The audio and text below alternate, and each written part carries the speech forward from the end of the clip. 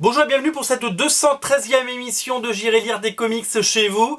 Une émission qui revient à un rythme un petit peu plus régulier et dès la semaine prochaine nous vous parlerons des sélections de Noël. D'ailleurs je pense que l'émission arrivera avant la semaine prochaine parce qu'après ce sera Noël et ce sera trop tard. Donc je vais essayer de les faire en rafale et vous présenter le meilleur des sélections pour tout ce qui est Urban, Panini, Delcourt, etc. etc. Alors on commence l'émission non pas par du Panini, non pas par du Urban mais par du Delcourt avec un énorme coup de cœur. C'est la série Birthright de monsieur, alors les prénoms s'il vous plaît, Joshua Williamson, et le dessinateur s'appelle Andrzej Bressan. Je n'avais jamais entendu parler de Andrzej Bressan et qui est un très bon dessinateur, mais on va y revenir. Joshua Williamson, j'en avais entendu parler mais je n'avais rien lu. Il a fait une série qui s'appelle, également chez Delcourt, qui s'appelle Ghosted. Voilà, il y a 4 tomes. Voilà, donc si vous connaissez cet auteur, eh bien, vous avez bien de la chance. Alors cette série nous arrive en France. Alors c'est une série Skybound. Vous avez le logo Skybound. Skybound, c'est la boîte de Kirkman, vous savez, donc qui produit à la fois Walking Dead, Invincible et toutes les séries qu'il fait, mais aussi d'autres séries, d'autres auteurs. Il y a Outcast aussi, voilà. Et donc du coup, c'est un grand format, un petit peu à la Outcast. C'est une très très belle édition de Delcourt et ça, faut le signaler également. Alors, cette série nous arrive en France avec un super buzz, on pourrait dire, c'est-à-dire que tout le monde nous dit « Mais attends, mais elle est géniale cette série, il faut absolument la lire !» Et voilà, c'est vraiment la série du moment qui cartonne chez Image, dont tout le monde parle, qu'il faut lire. Et bien, c'est évidemment, tout naturellement, Delcourt qui a eu les droits, puisqu'il travaille quasiment en exclusivité maintenant, je crois, avec Skybound. Je vais vous montrer quelques pages parce que c'est très très chouette. On n'est pas du tout dans le super-héros, on n'est pas du tout dans le super slip. On est dans de la BD qui pourrait être de la BD franco-belge, mais il y a 4 cases par page, donc on est vraiment dans ce format comics avec des grandes cases et des grands dessins. Le dessin est vraiment très très propre, c'est très soigné, c'est vraiment très très très joli. Et voilà, alors qu'est-ce que c'est que cette série Birthright? Je vais vous donner le pitch et finalement je vais vous raconter un peu le début du premier épisode. C'est l'histoire d'une famille normale, middle class américaine. C'est l'anniversaire du dernier, du petit. Comme ils lui font une surprise, le père l'a emmené au parc en attendant que la surprise soit prête. Il lui lance la balle. La balle atterrit dans les bois, le petit va la chercher, il disparaît, on ne le revoit plus jamais. Oh là là. Alors c'est pas du tout un drame comme ça, c'est pas du tout une histoire que là-dessus. Donc ce qui va se passer, c'est que tout le monde va le chercher, personne ne va le trouver, où est-il passé? Est-ce que c'est un déglingo qui l'a enlevé? Qu'est-ce qui s'est passé? Les extraterrestres, enfin bon, etc. etc. La famille va se déchirer, ils ont un autre enfant, donc les parents vont se séparer, le père va tomber dans l'alcoolisme, il va être accusé par les médias, un petit peu comme dans le film Gone Girl, d'avoir tué son fils et d'avoir caché le corps, donc sa femme va aussi croire ça, donc ça va devenir son ex-femme. Et donc voilà, un peu drame social au début, assez poignant, très bien écrit, très bien mis en scène. Et puis un jour, dans la forêt, il trouve un mec habillé un peu bizarrement, genre Conan le barbare, un peu. Ils se disent, voilà, c'est peut-être lui qui a enlevé le gosse, quoi. Il le ramène au poste. Et en fait, voilà, c'est lui, c'est Conan. Il s'appelle pas Conan, mais c'est lui. Et il le ramène au poste, et puis ils prennent ses empreintes, et ben en fait c'est le gosse. Et voilà, un an après, il est devenu adulte. Et en fait, il a été enlevé.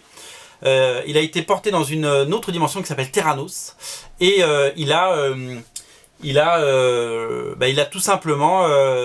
il est devenu un guerrier, et il a soi-disant tué c'était l'élu, donc il est devenu un guerrier, et on va apprendre tout au long de l'histoire, et il se serait donc débarrassé du tyran local, si vous voulez, dans cette terre, et il viendrait sur Terre avec une mission. Et j'en dis pas plus, parce qu'il va y avoir des retournements de situation, et il va y avoir des choses. J'ai adoré, je l'ai dévoré, je l'ai lu, j'ai combattu la fatigue pour aller jusqu'au bout, dans mon lit alors que j'étais épuisé. Birthright, c'est génial, c'est absolument génial, faut le lire. C'est un super cadeau à faire aux gens qui aiment pas les super slips et qui aiment les bonnes BD franco-belges. C'est très bien écrit. Alors il y a des petites ficelles scénaristiques un peu faciles pour arriver du point A au point B plus facilement, comme on peut voir dans certains films où on fait Ouais, quand même. Mais c'est pas grave parce que c'est bien fait et c'est à l'américaine et c'est très très chouette. Et j'ai vraiment adoré, c'est un vrai coup de cœur. Le dessin est génial. J'ai vraiment découvert un artiste super. Il s'est tout dessiné, c'est très bien mis en scène. Et voilà, et je voulais vraiment vous dire que c'était mon coup de cœur. Je voulais commencer l'émission avec parce que celui-là, j'ai failli passer sous le radar et je voyais tout le monde qui en parlait un peu partout et je me suis dit allez on le tente et on y va. Et c'est vraiment super, c'est vraiment très beau. Et donc voilà, donc je vous invite vraiment à découvrir si vous aimez l'heroic fantasy, la magie, si vous aimez tout ça, eh bien vous allez aimer ce titre, il est vraiment génial. À noter que le tome 2, je vous montre la couverture, le tome 2 sort très vite, début 2016 paraît-il. J'ai pas regardé sur les sites exactement, mais ça va être en début d'année, premier trimestre certainement, Birthright. Et je serai là pour le numéro 2, voilà, excellent titre, excellent choix. Alors hop, on fait un petit saut de cabri, on va chez Urban, chez Baban. On va, un titre aussi que j'attendais énormément, pour deux raisons. D'abord parce que donc ça s'appelle Mad Love, hein, c'est chez Urban, c'est un one shot, comme vous pouvez le voir là, hop, il n'y a pas de numéro, c'est un one shot. Ça reprend le one-shot Mad Love de Paul Dini et Bruce Timm. Qui sont Paul Dini et Bruce Timm? Ils sont scénaristes et dessinateurs et animateurs pour Bruce Timm sur la série Batman The Animated Series. Ils sont devenus ensuite producteurs de la série. Ils ont une carrière absolument incroyable tous les deux. À la fois dans les comics et dans l'animation. Et Bruce Timm, donc c'est ce dessinateur qui dessine voilà ces choses-là, ces dessins très cartoony et très chouettes. Et je sais que vous êtes très très nombreux à aimer la série là, des années 90, Batman The Animated Series. Ce que je voulais vous dire, c'était que donc ça met en scène bien entendu l'amour fou qu'a Harley Quinn pour le Joker, et c'est en fait le destin de Harley Quinn. Alors moi je suis ravi de ce titre pour plusieurs raisons. D'abord parce que je suis un vieux, vous le savez, et la série Batman Animated Series, j'ai vu plein d'épisodes, mais j'étais pas complètement fan hystérique de cette série. Pourquoi? Parce que j'étais déjà vieux quand elle était diffusée. Elle date de 94, alors je sais pas si on l'a eu en 94 en France, on l'a certainement eu après. Moi en 94 j'avais déjà 18 ans si vous voulez. Donc à 18 ans, même si je regarde toujours de l'animation à bientôt 40, je n'étais pas complètement, si vous voulez, je n'étais pas tout le temps devant ma télé à regarder les séries des Saturday Morning Cartoon. Donc je suis un peu passé à côté de cette série, que j'ai donc redécouvert par la suite, que j'adore. J'ai découvert Bruce Timm, qui est un auteur que j'adore. Enfin, là-dessus, il n'y a aucun doute. Là, vous pouvez y aller. J'ai été converti à Bruce Timm, si vous voulez, mais non seulement je suis passé à côté de la série Batman Animated Series à l'époque, mais en plus à côté d'Harley Quinn. Parce que tout le monde adore Harley Quinn, elle va jouer un rôle très important dans le film Suicide Squad. Et moi, finalement, je connais très mal ce personnage parce que je lis pas les séries en VO ou en VF. Et voilà, j'ai envie de découvrir ce personnage. Et ben, avec ça, je suis complètement plongé dedans. Alors, comment s'articule l'album? Vous avez l'histoire principale, donc ce one-shot assez long d'ailleurs. Donc, c'est un grand format chez Urban. Hein, donc, vous allez pouvoir vous régaler des dessins de Bruce Timm. C'est mignon, les filles sont sexy, c'est mignon à souhait, c'est du cartoon comme on aime. Voilà, regardez Harley Quinn comme elle est craquante, comme elle est sexy, c'est hyper chouette. Moi, j'adore Bruce Timm. En fait, Urban a pris le pari de non seulement raconter l'histoire principale, ensuite il y a la version ancrée, non colorisée. Alors il y a des pages, pleines pages, et puis après dans une page ils mettent 4 pages, hein. On se retape pas tout l'album en entier comme ça. Et après il y a le color guide. Le color guide, c'est le travail que fait le coloriste pour avant avant le rendu final. Ce qui est très bon, c'est qu'après il y a des petites histoires bonus de Paul Dini et Bruce Timm, des histoires bonus que je ne connaissais pas du tout. Moi, quand je vois ce dessin de Batgirl, mais waouh, j'adore. Voilà, donc moi j'adore Bruce Timm, j'adore ses pin-ups, j'adore son travail, et je suis ravi de le voir sur de la BD, sur ce qu'on appelle de l'art séquentiel. Et puis c'est plein d'inédits, c'est bourré de bonus, c'est un superbe album, c'est un très beau cadeau à se faire. Et si vous êtes femme déjà, si vous êtes fan du Joker, de Batman et tout ça, je vous invite vraiment à découvrir Mad Love, qui est vraiment un truc super. Bravo à Urban pour cette magnifique édition. C'est du bonheur. Ça peut faire un très beau cadeau de Noël. On est à quelques encablures de Noël, donc ben voilà. Alors toujours chez Urban, il y a un deuxième album que, alors pour le coup celui-là j'ai pas eu le temps de le lire. J'avais lu les 2 premiers numéros en VO à l'époque. Parce que je les ai quelque part dans mes box. Mais ça va être une de mes prochaines lectures. Je pense que ça va être ça pendant les vacances de Noël. Mais je suis ravi parce que je suis un fan incroyable du dessinateur Dustin Nguyen, qui avait travaillé pour Wildstorm, qui avait fait du Authority Revolution avec Ed Brubaker, qui a fait du Batman, qui a fait des Superman Batman, qui a fait les Batman Detective Comics avec Paul Dini, qui a fait les Batman Street of Gotham avec Paul Dini. C'est un dessinateur qui fait énormément de choses et qui a un talent fou. Et il a décidé de faire une série validé par DC. Il a pris ses crayons de couleur et son aquarelle et il a fait une série qui s'appelle Little Gotham, qui met en scène tous les personnages de Gotham dans une version très cartoon et très édulcorée, très pastel, avec un dessin tout en rondeur, très cartoon, très drôle et super chouette. C'est mignon à souhait. On a envie de tourner les pages, on a envie de découvrir tous ces personnages tout en rondeur. C'est vraiment très drôle, c'est vraiment bien écrit parce qu'il est également scénariste de Dustin Nguyen là-dessus. Et c'est un énorme pavé. Alors c'est ça que je voulais vous signaler. Alors il n'y a pas de numéro non plus, dans le sens où nous allons avoir un seul tome. En fait, c'est une série qui est parue en single aux États-Unis, puis en TPB. Et aux États-Unis, il y a 2 TPB. Et la très bonne idée d'Urban, c'est de nous avoir proposé un seul et même album pour avoir l'intégrale. Et ça fait aussi un super cadeau de Noël. Alors évidemment, c'est hors continuité. Ça n'a rien à voir avec le Batman de Snyder et Capullo. Ça n'a rien à voir avec le Batman de Jim Lee, le Batman d'Alex Ross, le Batman de Frank Miller. C'est simplement un délire graphique et visuel, un univers. C'est une parenthèse enchantée, on peut le dire, puisque c'est vraiment superbe. Et j'ai hâte de me poser tout simplement et de le lire, parce que comme je vous ai dit, cet album je l'ai feuilleté, parcouru pour vous le montrer. J'avais lu les 2 premiers épisodes à l'époque, j'avais adoré, je m'étais dit tiens je vais attendre les TPB, puis je suis passé à autre chose et je suis ravi que ça sorte. Little Gotham, la couverture est magnifique et voilà, c'est pour moi un très bel album et je trouve que Urban a fini l'année en beauté avec ces 2 albums. Voilà, Mad Love et Little Gotham. Alors rapidement, qu'est-ce que je voulais vous montrer chez Glénat Comics, la sortie d'un des derniers titres de l'année qui s'appelle Sex and Violence. C'est un album tout comme le précédent qui s'appelait Denver and Other Stories de Jimmy Palmiotti et Justin Gray, et ce sont des histoires courtes. Cet album a été financé, alors je crois en 2 fois d'ailleurs, sur Kickstarter. C'est-à-dire que ces travaux indépendants, Jimmy Palmiotti, il les propose sur Kickstarter, il lève 20, 30 000, 40 000 $, et voilà, tout simplement, il les finance, il les produit, il les édite, et puis voilà. Alors, ça s'appelle Sex and Violence, et évidemment, il y a du sexe et de la violence.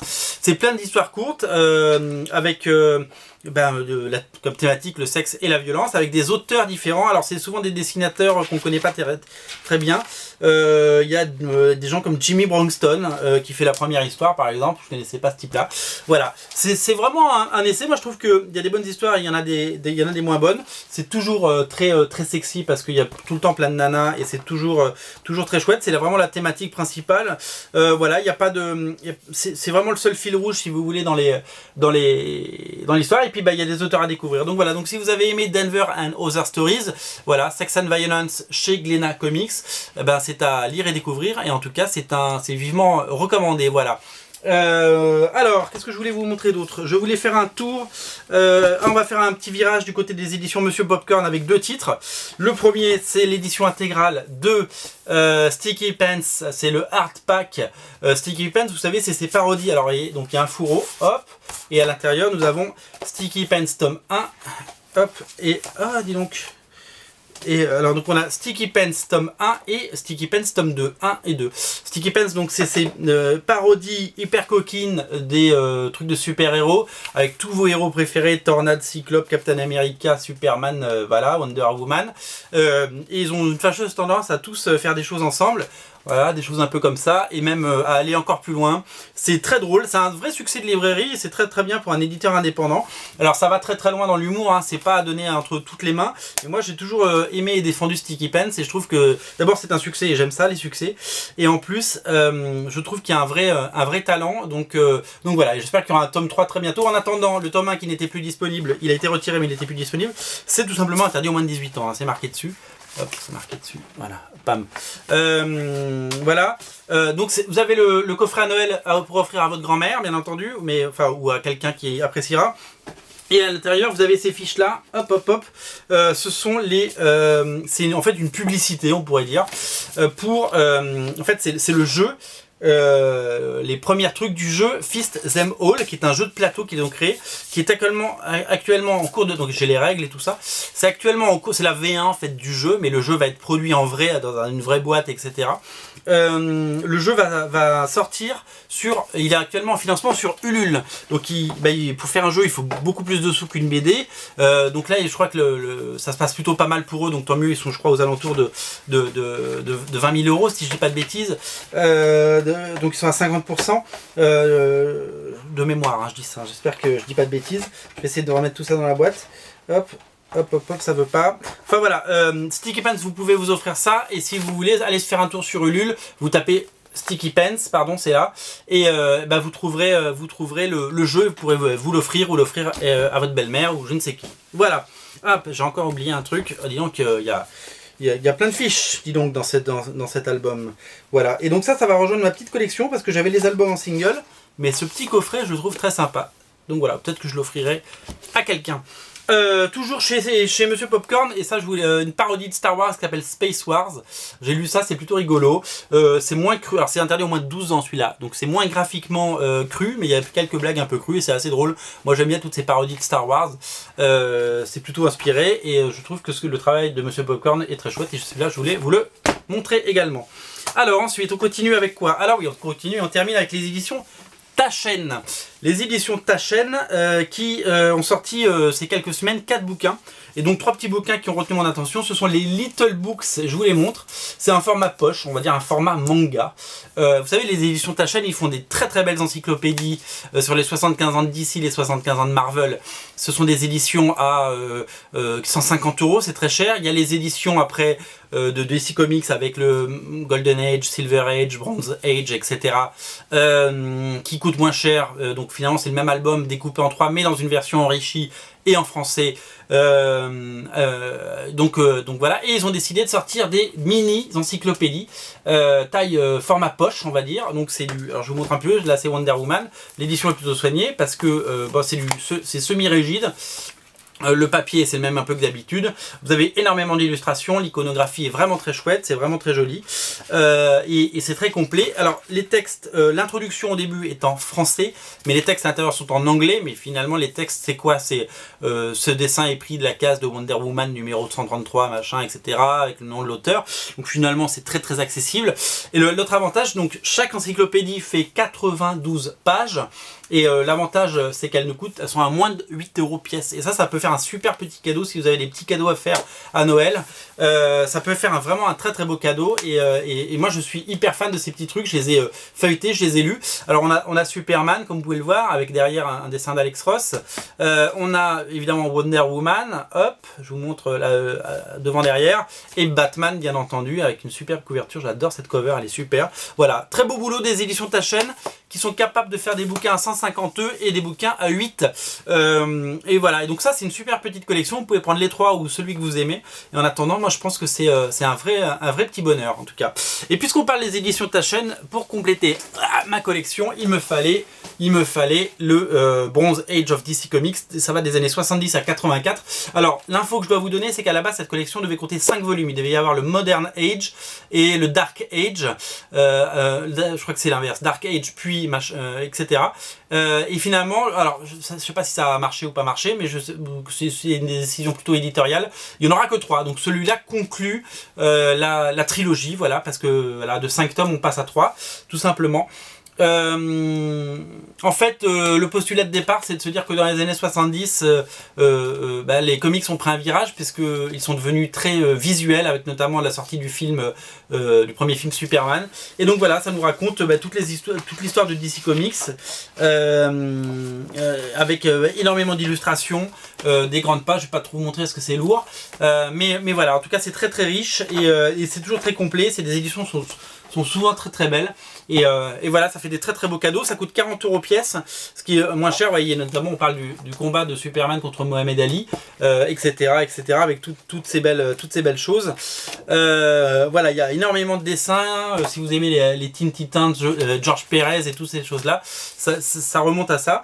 Qu'est-ce que je voulais vous dire d'autre? Oui, c'est en français, les textes sont en français. Souvent on dit ouais, mais ta chaîne c'est en anglais, ils nous sortent des bouquins en anglais en France. Là, tous les textes sont en français, et donc ça c'est super chouette. Voilà, donc un beau cadeau pour votre beau-père. Et puis comme je vous l'ai dit, les petites éditions pour les gourmands, pour faire des petits cadeaux sous le sapin. Et puis voilà, sinon comme je vous ai dit, les 2 titres Urban qui sont sortis en fin